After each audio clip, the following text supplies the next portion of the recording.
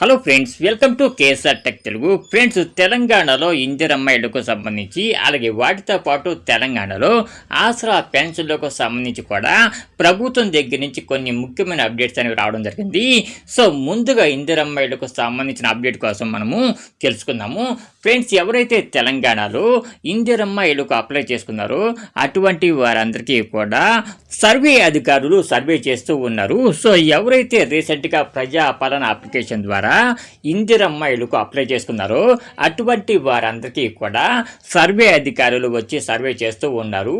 Friends, మీకు ఇందిరమ్మ ఇల్లు కావాలంటే తప్పకుండా మీరు ప్రజాపాలన అప్లికేషన్లో ఇందిరమ్మ ఇళ్ల పైన టిక్ చేయాల్సి అయితే ఉంటుంది.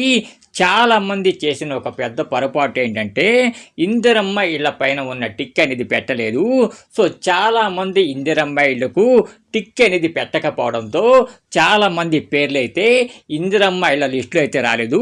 ఫ్రెండ్స్, ఎవరి పేరైతే ఇందిరమ్మ ఇళ్ల లిస్టులో లేదో అలాగే ఎవరైతే ఇందిరమ్మ ఇళ్ల పైన టిక్ అనేది పెట్టలేదు అటువంటి వాళ్ళెవరూ కూడా కంగారు పడాల్సిన పని అయితే లేదు.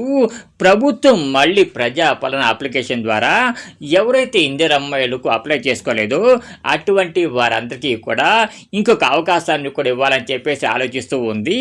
అయితే ఈ అవకాశాన్ని ఎప్పుడు ఇస్తారు ఏంటి అని వివరాలన్నీ కూడా మనకు తెలియాల్సి అయితే ఉంది.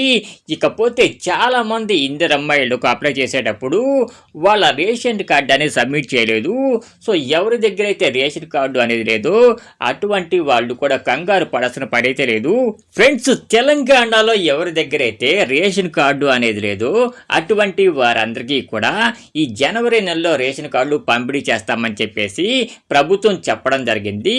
అయితే ఈ రేషన్ కార్డుకు మీరు ముందుగా అప్లై చేసుకుని ఉండాల్సి అయితే ఉంటుంది.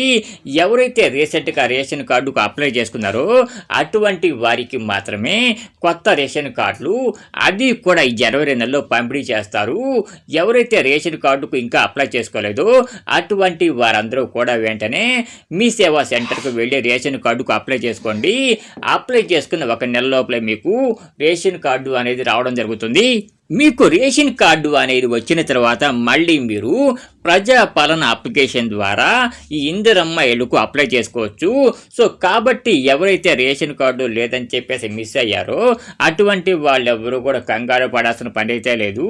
సో ప్రభుత్వం రేషన్ కార్డు అనేది పంపిణీ చేస్తుంది కాబట్టి కార్డు వచ్చిన తర్వాత మీరు నిదానంగా ఈ ఇందిరమ్మ ఇళ్లకు అప్లై చేసుకోవచ్చు. ఫ్రెండ్స్, ఇకపోతే ఆసరా పెన్షన్లకు సంబంధించి కూడా ఒక ముఖ్యమైన అప్డేట్ అనేది రావడం జరిగింది. ఎవరైతే తెలంగాణలో వృద్ధాప్య పెన్షన్లు అలాగే వికలాంగుల పెన్షన్ తీసుకుంటూ ఉంటారో అటువంటి వారందరికీ కూడా ఈ జనవరి నుంచి కొత్త పెన్షన్లు అకౌంట్లో వేస్తామని చెప్పేసి ప్రభుత్వం చెప్పడం జరిగింది. ఫ్రెండ్స్, ఇకపోతే మాకు ఇందిరమ్మ ఇల్లు వచ్చిందా రాలేదని చెప్పేసి మాకు ఎలా తెలుస్తుందని చెప్పేసి చాలా మంది అయితే అడుగుతూ ఉన్నారు. ఫ్రెండ్స్, ఎవరైతే రీసెంట్గా జరిగిన ప్రజాపాలన ద్వారా ఇందిరమ్మ ఇళ్లకు అప్లై చేసుకున్నారో అటువంటి వారందరికీ కూడా ఇందిరమ్మ ఇళ్ళు తప్పకుండా వస్తాయి.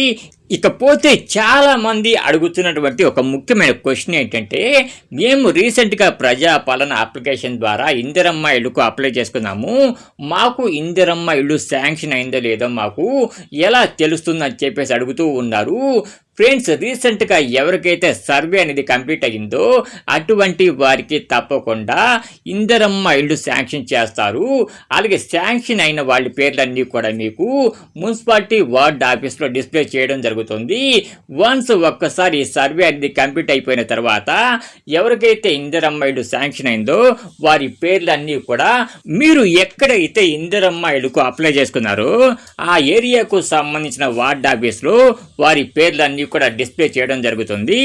ఫ్రెండ్స్, ఇంకొక భారీ గుడ్ న్యూస్ ఏంటంటే ఎవరైతే రీసెంట్గా ఇందిరమ్మ ఇళ్లకు అప్లై చేసుకున్నారో అటువంటి వారందరికీ కూడా డబుల్ బెడ్ ఇల్లు కూడా మంజూరు చేయాలని చెప్పేసి ప్రభుత్వం ఆలోచిస్తూ ఉంది.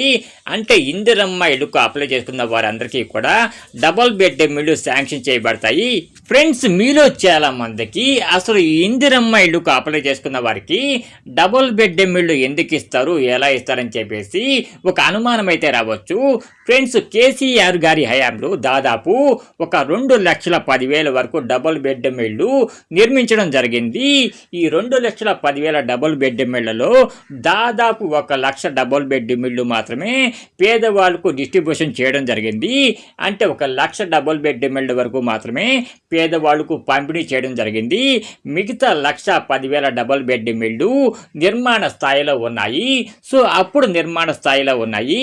సో ఇప్పుడు ఆ డబుల్ బెడ్రూమ్ ఇళ్ళు అన్నీ కూడా నిర్మాణాన్ని పూర్తి చేసుకొని అవి పంపిణీ చేసే స్థాయిలో అయితే ఉన్నాయి. కాబట్టి ఆ 1,10,000 డబుల్ బెడ్రూమ్ ఇళ్ళు కూడా ఈ ఇందిరమ్మ ఇళ్ళతో కలిపి పంపిణీ చేయాలని చెప్పేసి తెలంగాణ ప్రభుత్వం ఆలోచిస్తూ ఉంది. కాబట్టి ఎవరైతే రీసెంట్గా ప్రజాపాలన అప్లికేషన్లో ఇందిరమ్మ ఇళ్ళకు అప్లై చేసుకున్నారో అటువంటి వారికి కూడా ఇందిరమ్మ ఇళ్ళకు బదులు డబుల్ బెడ్రూమ్ ఇళ్ళు పంపిణీ చేయడం జరుగుతుంది. ఫ్రెండ్స్, ఈ వీడియో కనుక మీకు నచ్చినట్లయితే తప్పకుండా వీడియోకి ఒక చిన్న లైక్ అయితే వేయండి. లైక్ వేయడమే కాదు, ఈ వీడియోని మీ ఫ్రెండ్స్ అండ్ ఫ్యామిలీ మెంబర్స్ అందరికీ కూడా షేర్ చేయండి.